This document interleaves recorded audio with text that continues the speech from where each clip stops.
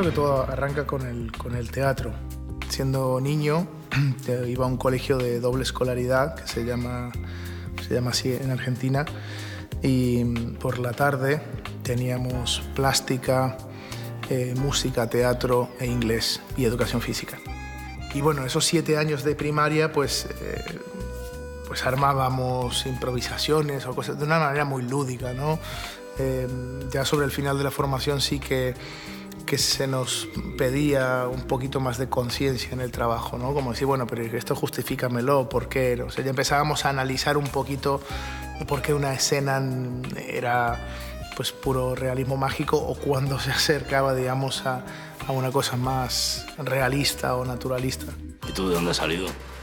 Lo 211. Hice una serie que se llamó Plan América, que se levantó de Televisión Española en el segundo capítulo por falta de rating. Yo hice el casting para Zelda mientras rodaba Plan América, esta serie. Y que saliera aquello fue pues, un poco increíble para mí.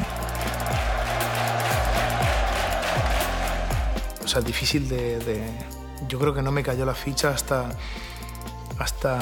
cuando ya estábamos rodando allí, avanzado, que de golpe pues, estaba con Luis Tosar, con Carlos Bardem, con Luis Zaera, o sea, con Marta de Tura. Había una cosa como de pellizcarme un poco, ¿no? Lo importante es que no te confíes.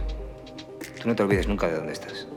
Bueno, el personaje de Narcos ha sido para mí es un momento de inflexión bastante grande porque a mí me dan este personaje 15 días antes de empezar a rodar y no hay datos sobre él, o sea, es un capo en aquella época, homosexual en aquella época y un tipo profundamente violento, sanguinario y ya está.